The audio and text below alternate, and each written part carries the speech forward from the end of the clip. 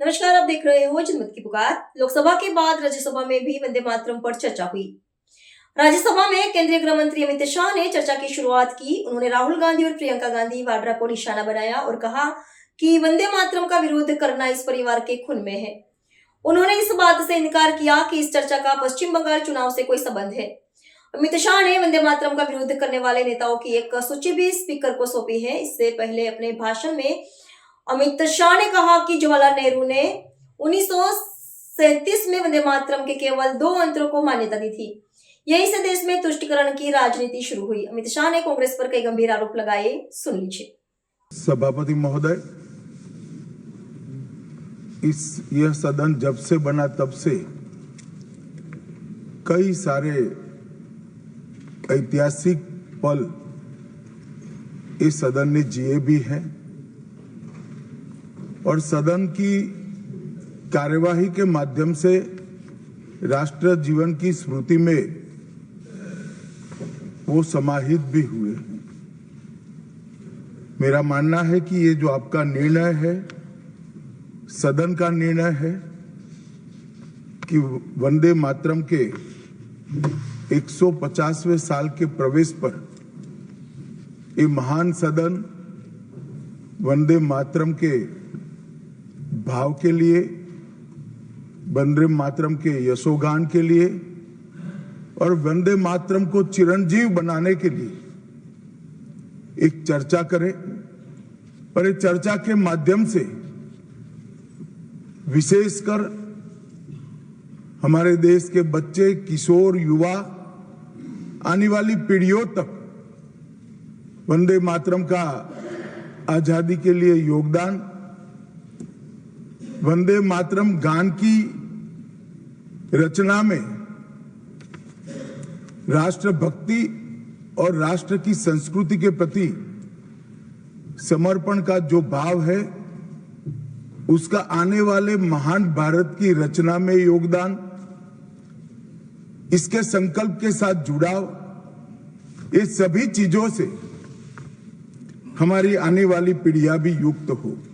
इसलिए मैं आपका और सदन के सभी सदस्यों का हृदय पूर्वक बहुत बहुत अभिनंदन करना चाहता हूं कि आज ये चर्चा यहां पर आकार ले रही है। महोदय, हम सब सौभाग्यशाली हैं कि हम एक ऐतिहासिक पल के साक्षी भी बन रहे हैं और इसमें हिस्सा भी ले रहे हैं। ये महान सदन में जब वंदे मातरम की चर्चा हो रही है, तब कल कुछ सदन सदस्यों ने लोकसभा में प्रश्न उठाया था कि आज वंदे मातरम की चर्चा, वंदे मातरम पर चर्चा की जरूरत क्या है। महोदय, वंदे मातरम पर चर्चा की जरूरत, वंदे मातरम के प्रति समर्पण की जरूरत वंदे मातरम बना तब भी थी, आजादी के आंदोलन के वक्त भी थी, आज भी है और जब 2047 में महान भारत की रचना होगी तब भी रहे। क्योंकि अमर कृति मां भारती के प्रति, भारत माता के प्रति समर्पण, भक्ति और कर्तव्य के भाव जागृत करने वाली कृति है। इसलिए जिनको आज वंदे मातरम की चर्चा क्यों हो रही है वो समझ में नहीं आ रहा है। मुझे लगता है कि उन्होंने नए सिरे से अपनी समझ पर ही सोचने की जरूरत है। कुछ लोगों को इसमें दिखता है कि बंगाल में चुनाव आने वाला है, इसलिए वंदे मातरम की चर्चा हो रही है। वो वंदे मातरम के महिमा मंडन को बंगाल के चुनाव के साथ जोड़कर कम करना चाहते हैं। ये सही है कि वंदे मातरम की रचनाकार बंकिम बाबू बंगाल में पैदा हुए, बंगाल में गीत की रचना हुई और आनंद मठ, जिसमें बाद में वंदे मातरम समाहित हुआ, उसकी पृष्ठभूमि भी की बंगाल थी। मगर जब वंदे मातरम का प्रकटीकरण हुआ वंदे मातरम बंगाल तक सीमित नहीं रहा था, देश तक भी सीमित नहीं रहा था। दुनिया भर में जहां पर आजादी के दीवाने थे वो गुप्त बैठक भी करते थे तो पहले वंदे मातरम का गान कर बैठक की शुरुआत। और आज भी सरहद पर हमारा जवान जब अपना सर्वोच्च बलिदान देता है, ये आंतरिक सुरक्षा के लिए देश के पुलिस का जवान सर्वोच्च बलिदान देता है, तो जब वो अपने प्राण त्यागता है इसके मुंह पर एक ही मंत्र होता है, वो वंदे मातरम। मान्यवर, ये वंदे मातरम का गान, वंदे मातरम का गीत, ये भारत माता को गुलामी की जंजीरों से मुक्त करने का नारा बना था, आजादी के उद्घोष का नारा बन चुका था, आजादी के संग्राम का एक बहुत बड़ा प्रेरणा स्रोत बना था। और शहीदों को अंतिम बलिदान, सर्वोच्च बलिदान देते वक्त अगले जन्म में भी भारत में ही जन्म लेकर फिर से मां भारती के लिए बलिदान करने की प्रेरणा वंदे मातरम से। और ये चिर पुरातन राष्ट्र को अनेक सदियों तक अपनी संस्कृति के रास्ते पर आगे बढ़ाने की प्रेरणा भी कई सारे मनुष्यों को इस वंदे मातरम से मिली। वंदे मातरम की दोनों सदनों में इस चर्चा से, वंदे मातरम के महिमा मंडन से, वंदे मातरम के गौरव गान से हमारे बच्चे, किशोर, युवा और आने वाली कई पीढ़ियां वंदे मातरम के महत्व को भी समझेगी और उसको राष्ट्र के पुनर्निर्माण का एक प्रकार से आधार भी बनाएगी। मान्यवर, बंकिम चंद्र चट्टोपाध्याय जी ने 7 नवंबर 1875 को वंदे मातरम की रचना उनकी सार्वजनिक हुई। यह दिन कार्तिक शुक्ल नवमी का था। अक्षय नवमी या जगदात्री पूजा के रूप में यह दिन मनाया जाता है। और जब रचना की तब शुरू में कुछ लोगों को लगा कि एक उत्कृष्ट साहित्यिक कृति है, परंतु देखते देखते देखते वंदे मातरम का एक गीत देशभक्ति, त्याग और राष्ट्रीय चेतना का प्रतीक बन गया, जिसने हमारे आजादी के आंदोलन का रास्ता प्रशस्त किया।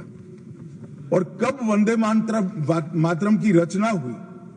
वंदे मातरम की रचना की पृष्ठभूमि हम सब ने जरूर याद करनी चाहिए। उसकी पृष्ठभूमि में सदियों तक इस्लामिक आक्रमण को झेल कर इस देश की संस्कृति और इस देश का इतिहास झंझोड़ने का काम, शीर्ण वीर्ण करने का काम हुआ था।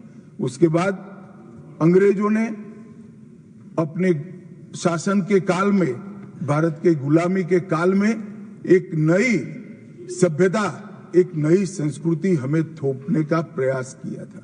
और उस वक्त ये वंदे मातरम का रचना बंकिम बाबू ने की और वो रचना के अंदर बहुत बारीकी से जो हमारी मूल सभ्यता थी, हमारा सांस्कृतिक राष्ट्रवाद था, देश को माता के रूप में कल्पना कर देश की माता के रूप में जो कल्पना की, इसकी आराधना करने की हमारी परंपरा थी, उसको उन्होंने पुनः प्रस्तापित किया था।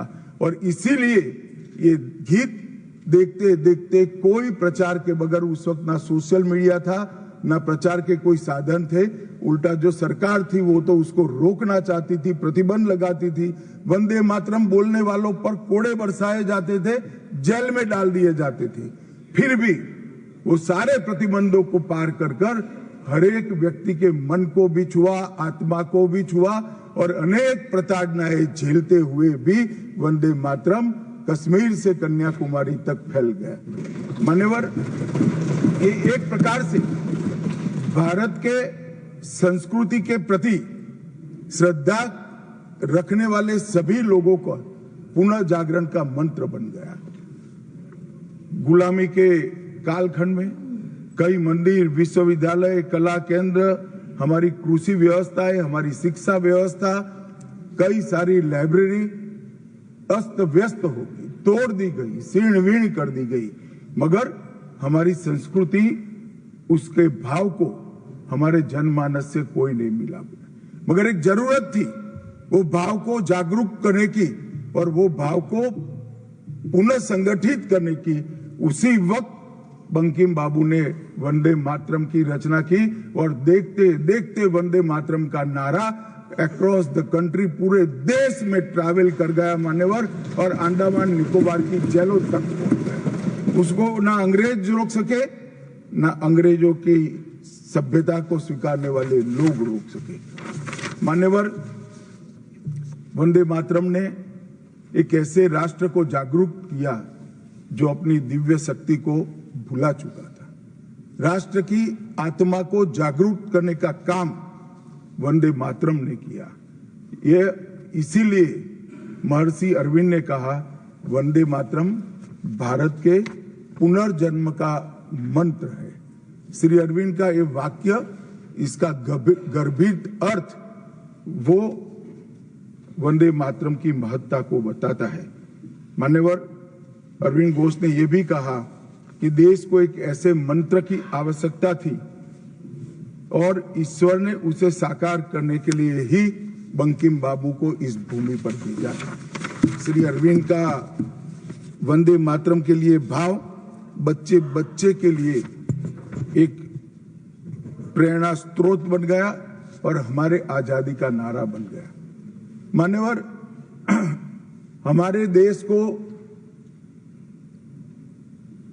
जो लोग समझते हैं, लोग जो जानते हैं, वो सभी लोगों को मालूम है कि हमारा देश पूरी दुनिया में एक प्रकार से अनूठा देश है। दुनिया के कई देशों की रचना अधिनियमों से हुई, कहीं युद्धों के कारण हुई, कहीं युद्ध के बाद संधि के कारण हुई। भारत एकमात्र ऐसा देश है जिसकी सीमाएं कोई अधिनियम से तय नहीं की है।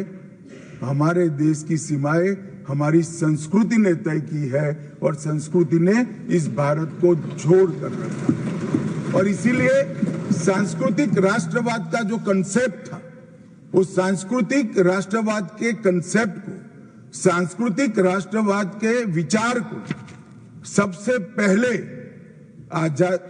गुलामी के कालखंड में जागरूक करने का काम बंकिम चंद्र चट्टोपाध्याय जी ने किया। हम पूरे देश को एक बार फिर से देखें तो हमें मालूम पड़ेगा कि हमारे देश को जोड़ने वाला मंत्र हमारी संस्कृति है। हमारे देश को जोड़ने वाली, एक रखने वाला मंत्र हमारी संस्कृति है।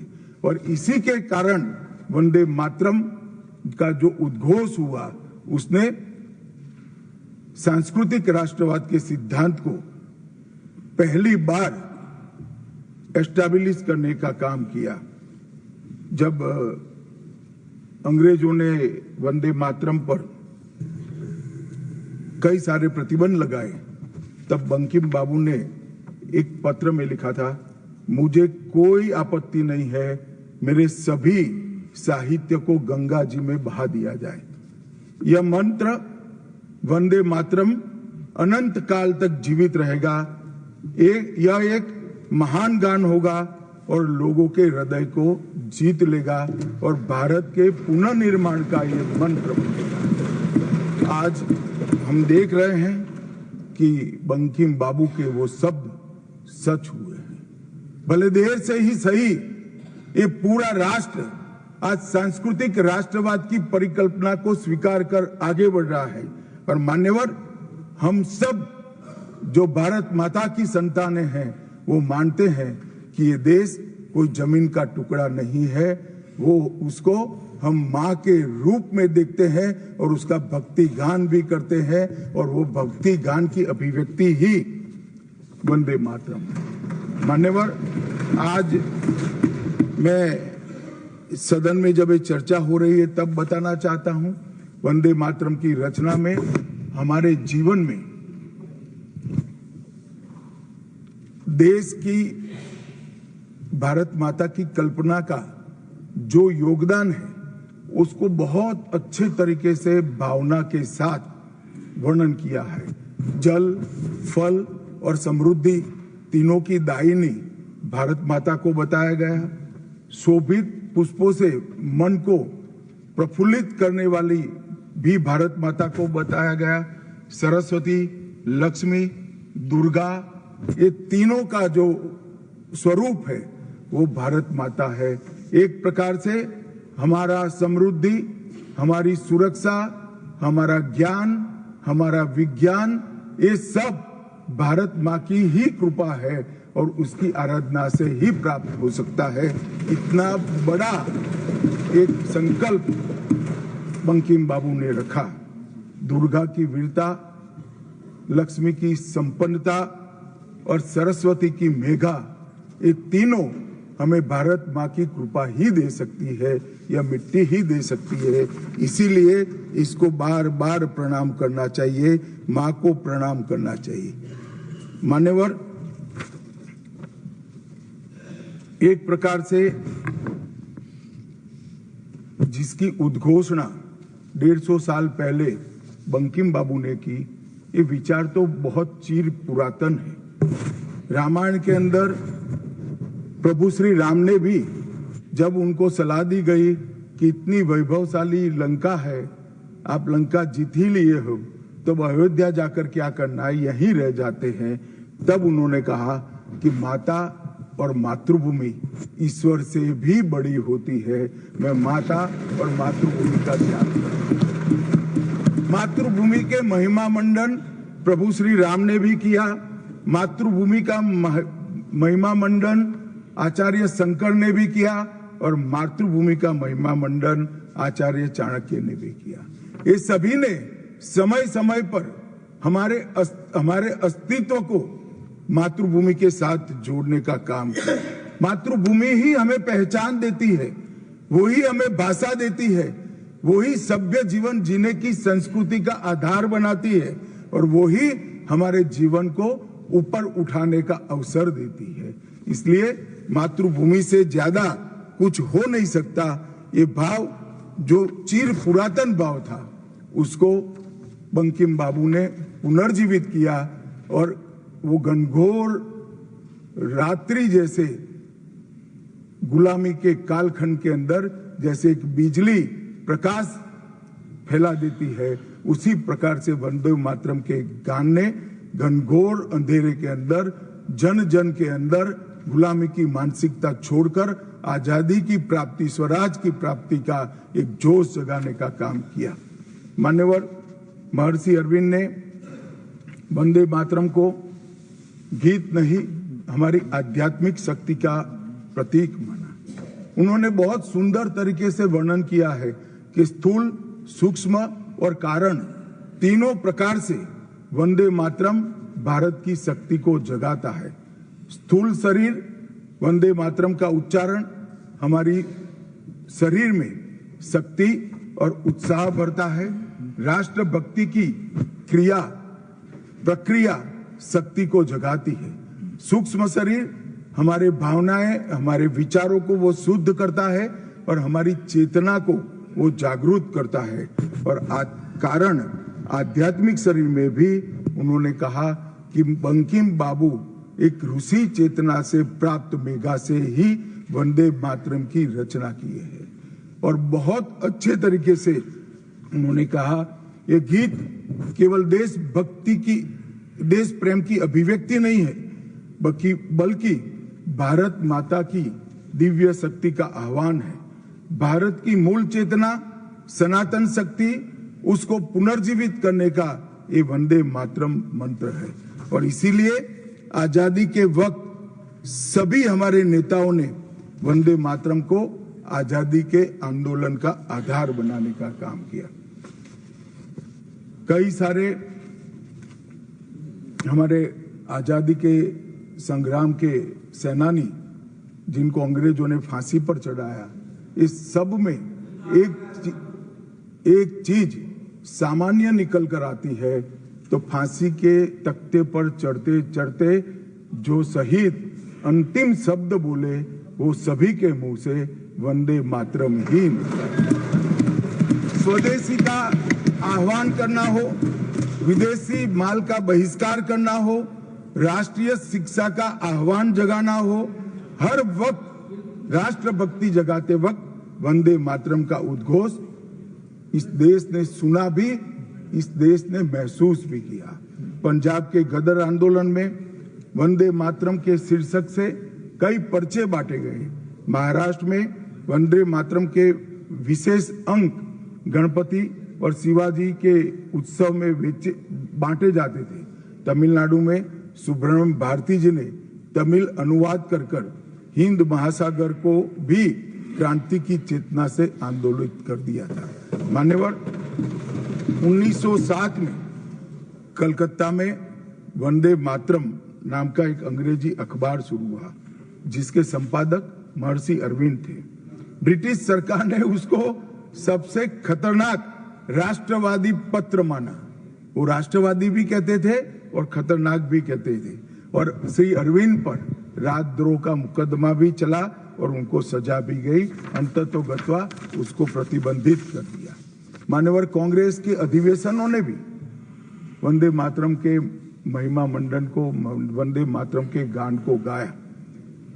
1896 में गुरुवर टैगोर ने कांग्रेस अधिवेशन में इसको पहली बार सार्वजनिक रूप से गाया।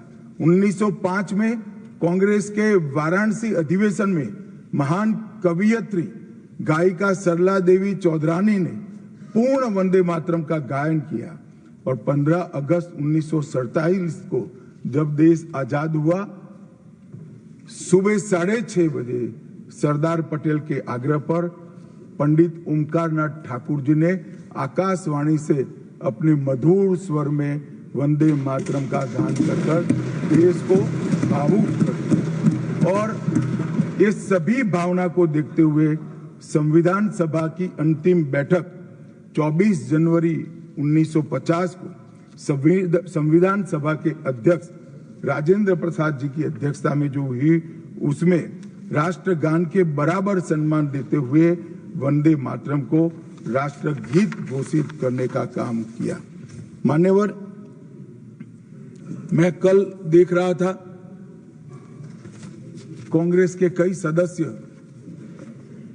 आज वंदे मातरम की चर्चा क्यों जरूरी है और इसको एक राजनीतिक हथकंडा या तो मुद्दों पर से ध्यान भटकाने का एक हथियार मानते थे। मान्यवर, मुद्दों पर चर्चा करने से कोई नहीं डरता है। संसद का बहिष्कार हम नहीं करते हैं। संसद का बहिष्कार अगर करना है, संसद का बहिष्कार न करे, संसद चलने दे, तो सब मुद्दों पर चर्चा होगी। हमें कुछ डरने जैसा नहीं है, छिपाने जैसा नहीं है। कोई भी मुद्दा हो, हम चर्चा करने के लिए तैयार है।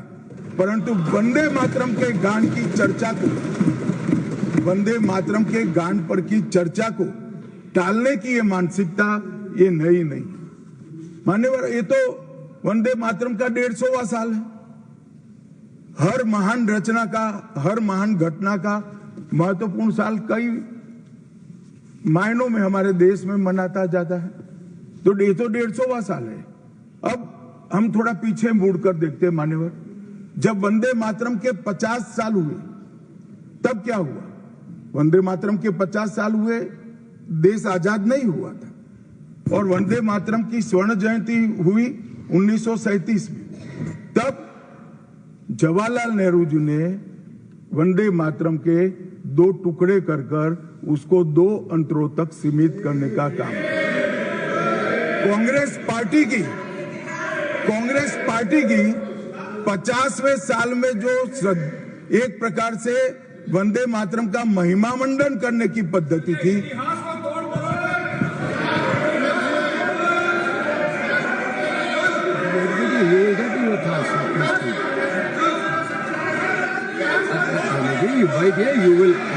you will get your chance to speak, na? Unless he yields, my dear, no, unless he yields, how I can, unless he yields, how I can. मान्यवर 1 मिनट में उनको बहुत समय दिया गया, अपने समय पर बोले ना, मुझे कोई आपत्ति नहीं। आपका समय, खड़गे साहब आपका समय आएगा। Garge ji, सभापति you are महोदय, going to get your time, please wait. Garge ji, you are going to get your time, please wait, let him speak.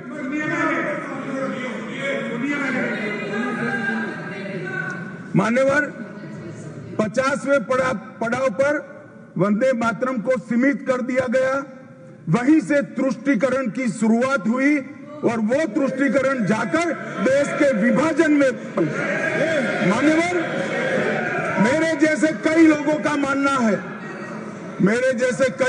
मानना है, कांग्रेस पार्टी को पसंद आए ना आए, अगर वंदे मातरम के तुष्टीकरण की नीति के तहत 2 टुकड़े न करते तो देश का बंटवारा नहीं होता और देश पूरा हो।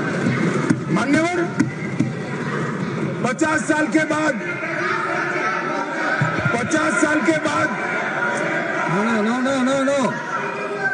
No, nothing will go 50 साल के on बाद record except Honorable Minister's speech. Please. मान्यवर 50 साल के बाद वंदे मातरम 100 साल का हुआ। सबको था कि 100 साल मनाए जाएंगे, मगर 100 साल हुआ तब वंदे मातरम का महिमा मंडन का सवाल ही नहीं था, क्योंकि वंदे मातरम बोलने वाले जो सारे लोग थे उनको इंदिरा जी ने जेल में बंद कर दिया। इस देश में आपातकाल लगाया गया, विपक्ष के लाखों लोगों को, लाखों समाज सेवियों को, स्वयंसेवी संगठन के लोगों को जेल में भर दिया गया, कोई कारण के बगैर अखबारों पर ताले लगा दिए गए, यहां तक कि आकाशवाणी में उस वक्त एक ही माध्यम था, आकाशवाणी में किशोर कुमार की आवाज ही नहीं आती थी, ड्यूएट गाने भी लता जी की आवाज में ही आते थे।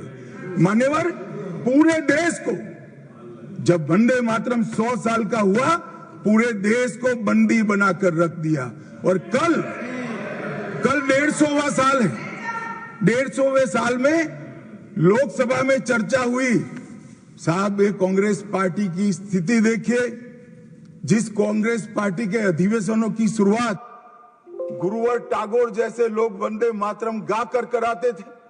वंदे मातरम कांग्रेस पार्टी के आजादी के आंदोलन का एक मंत्र बना था। वो वंदे मातरम के महिमा मंडन करने के लिए जब लोकसभा में चर्चा हुई, गांधी परिवार के दोनों सदस्य नदारद थे, दो में से एक भी।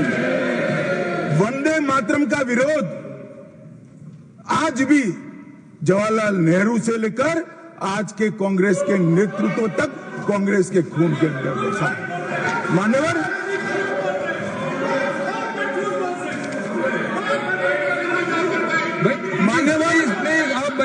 प्लीज आप बैठिए। मान्यवर मैं तथ्यों के आधार पर कहता हूं, कांग्रेस पार्टी की एक नेत्री ने बैठ जाओ रामदास।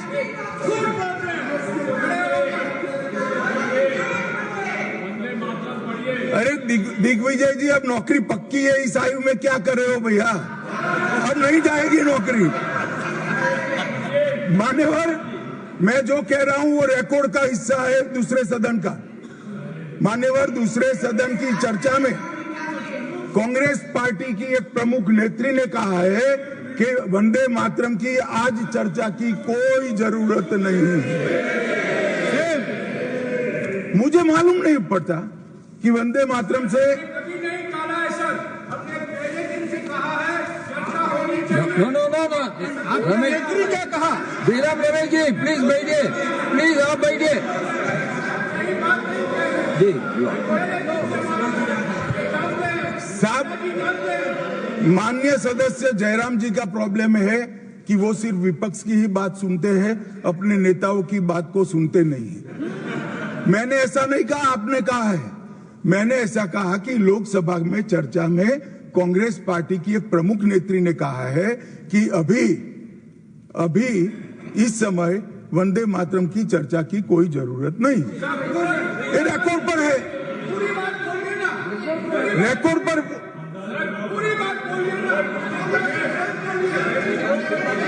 मान्यवर आप बैठिए। मान्यवर,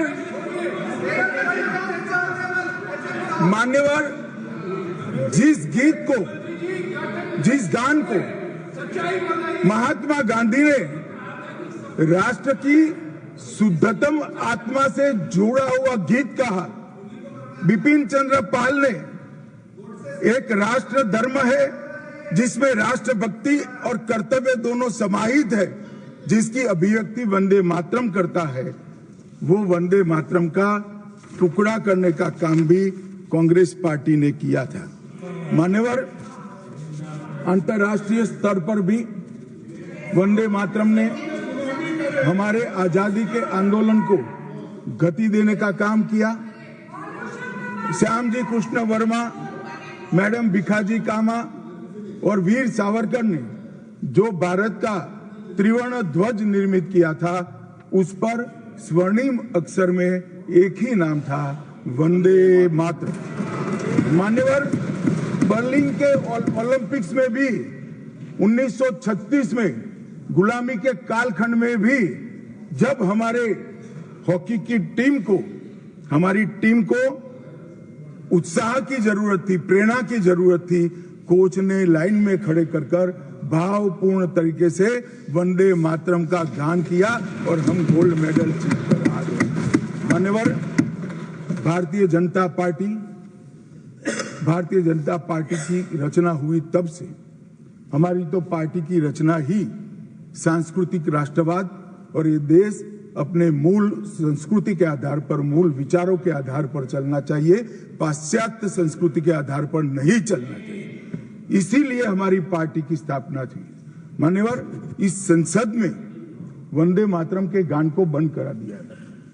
अब फिर से खड़े हो जाएंगे कि नहीं आप गलत बोल रहे हो, मगर इस रिकॉर्ड है मान्यवर महोदय। 1992 में भाजपा सांसद श्री राम नाईक ने एक शॉर्ट ड्यूरेशन डिस्कशन के माध्यम से वंदे मातरम को संसद में फिर से गाने की शुरुआत करने के लिए एक मुद्दा उठाया और उस वक्त प्रतिपक्ष के नेता लाल कृष्ण आडवाणी जी ने बहुत प्रमुखता के साथ लोकसभा के स्पीकर को कहा कि इस महान सदन के अंदर वंदे मातरम का गान होना चाहिए, क्योंकि संविधान सभा ने इसको स्वीकारा है।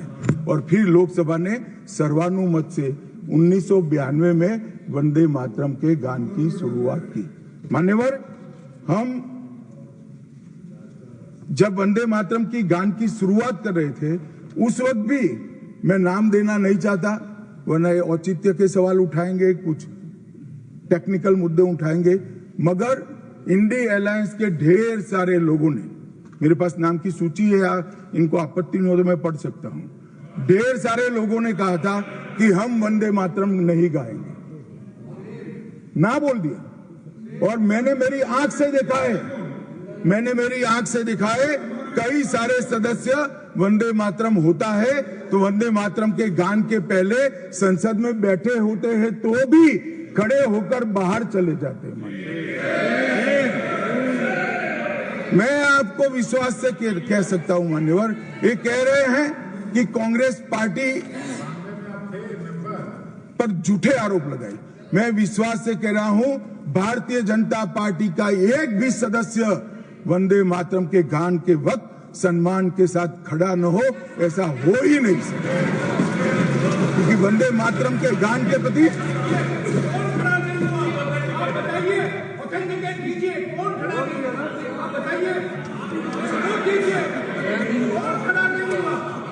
आप बैठिए, आप बोथ बैठिए please, you will get your chance to speak. You can say your opinion when the turn comes to you.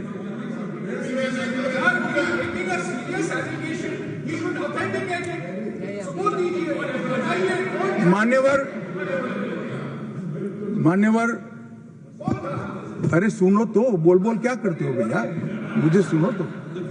मान्यवर, सम्मानीय सदस्य जी ने कहा है कि कौन कौन कांग्रेस पार्टी के लोगों ने वंदे मातरम नहीं गाने के लिए स्टेटमेंट दिया है और संसद के वक्त बाहर चले गए हैं।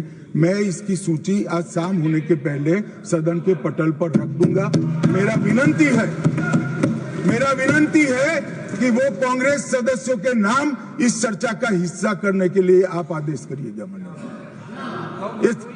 इस सदन की चर्चा के रिकॉर्ड पर रहना चाहिए कि कांग्रेस पार्टी के सदस्य वंदे मातरम का विरोध करते हैं। इस देश की जनता इनको जाननी चाहिए। मान्यवर, मैं दे देता हूं, दिग्विजय सिंह पढ़ लीजिएगा।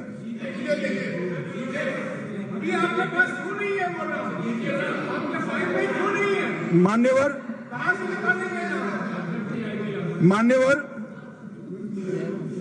वंदे बंकिम चंद्र चटर्जी की, चट्टोपाध्याय जी की 130वीं जयंती पर हमारी सरकार ने, डाक विभाग ने एक स्टैंप जारी किया।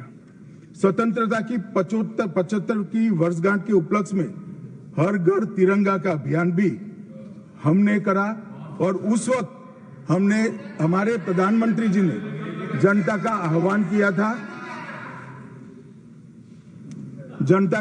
किया था कि तिरंगा फहराते वक्त वंदे मातरम बोलना नहीं भूलना चाहिए। और मान्यवर, ये वंदे मातरम की 150वीं वर्षगांठ, उसको भी भारत सरकार बहुत अच्छे तरीके से हमने मनाने का तय किया है।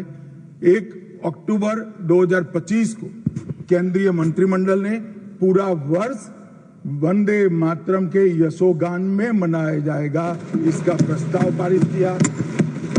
24 अक्टूबर 25 को राष्ट्रीय और अंतर्राष्ट्रीय स्तर पर समन्वयित कार्यक्रमों की रूपरेखा तय की गई। माननीय प्रधानमंत्री जी ने भारत माता को पुष्पांजलि देकर 7 नवंबर 25 को नई दिल्ली में ये वर्ष का शुभारंभ किया। उसका चरण 1 नवंबर में हो चुका है, चरण 2 जनवरी 26 में होगा, चरण 3 अगस्त 26 में होगा और चरण 4 नवंबर 26 में होगा। स्मारक डाक टिकट का वो भी हम जारी कर चुके हैं, सिक्का भी जारी कर चुके हैं। वंदे मातरम नाद एकम रूप अनेकम ऐसे शीर्षक से 75 वादकों द्वारा विशेष सांस्कृतिक प्रस्तुतिकरण की रचना भी हो चुकी है और सुबह 10 बजे उस दिन 7 नवंबर को देश भर में सामूहिक वंदे मातरम का गान भी भारत सरकार के आह्वान पर देश की जनता ने किया। मान्यवर, वंदे मातरम के 150 वर्ष, इसकी डॉक्यूमेंट्री और प्रदर्शनी बनाई गई है हर जिला सेंटर पर और हो सके तो तहसील सेंटर पर उसको दिखाया जाएगा। डिजिटल मोड पर करोड़ों लोगों को वो प्रदर्शनी भी भेजी जाएगी। ऑल इंडिया रेडियो, दूरदर्शन और FM चैनलों पर विशेष कार्यक्रमों को प्रसारित करने का हमने आयोजन किया है। प्रेस सूचना ब्यूरो द्वारा टायर T2 और टायर 3 शहरों में चर्चा सभाएं का आयोजन होने वाला है। सभी भारतीय दूतावासों में वंदे मातरम आधारित सांस्कृतिक संध्याएं आयोजित होने वाली है। Vande Mataram salute to mother earth के तहत वृक्षारोपण अभियान चालू है। हाईवे पर देशभक्ति आधारित वंदे मातरम के इतिहास को दर्शाते हुए भित्ति चित्र भी हम रखने वाले हैं। रेलवे स्टेशन और हवाई अड्डों पर LED डिस्प्ले के माध्यम से सार्वजनिक घोषणा भी होगी और वंदे मातरम और बंकिम चंद्र चट्टोपाध्याय जी पर 25 लघु फिल्में 1-1 मिनट की बनाने का भी हमने शुरुआत कर लिया है। मान्यवर, देश के प्रधानमंत्री जी ने लाल किले से अमृत काल के लिए पंच प्रण की घोषणा की थी। इसमें एक, जब देश आजादी की शताब्दी मनाता हो उस वक्त विकसित भारत का लक्ष्य हमने तय करना है, गुलामी की हर मानसिकता से मुक्ति प्राप्त करनी है, अपनी विरासत पर गर्व लेना है, देश की एकता और एकजुटता और अखंडितता को हमें संभाल कर रखना है और नागरिकों में कर्तव्य की भावना को हमें आगे बढ़ाना है। मान्यवर, जब देश के आजादी के 75 साल हुए, कोरोना काल होने के बावजूद 2 साल तक पूरे देश के हर गांव-गांव में आजादी के अमृत महोत्सव को मनाया गया। अमृत महोत्सव के माध्यम से इस देश की युवा पीढ़ी को हमारी 1857 से 1947 तक की पूरी आजादी के संघर्ष को हमारे युवाओं को परिचित कराया। कई नामी, कई अनामी, जिनके नाम भी इतिहास में दर्ज नहीं हुए, ऐसे स्वतंत्रता संग्राम के नायकों को ढूंढकर उनके स्मारक बनाए गए। देश भर में कई कार्यक्रम हुए और देशभक्ति का एक नया ज्वार खड़ा करने का प्रयास आजादी के बाद पहली बार 75 साल जब मनाए गए तब हुआ। और वहां से अटके नहीं, माननीय प्रधानमंत्री जी ने अमृत काल का विचार रखा। आजाद हुए तब से 75 साल जितनी भी सरकारें आई, अच्छा काम किया, सबने देश को बहुत आगे बढ़ाया है। हमने हमारे लोकतंत्र को पाताल से भी गहरा पहुंचाया है। हमारे लोकतंत्र की जड़ें आज मजबूत हो चुकी है मान्यवर। मगर 75 से 100 साल का एक कालखंड अमृत काल के रूप में इसका नामकरण प्रधानमंत्री नरेंद्र मोदी जी ने करा और देश के युवाओं के सामने एक संकल्प रखा मान्यवर कि आजादी का अमृत महोत्सव से आजादी की शताब्दी तक ये जो पूरा कालखंड है वो देश को महान बनाने का कालखंड के रूप में हम उसको चैलेंज के रूप में लेंगे, एक चुनौती के रूप में लेंगे।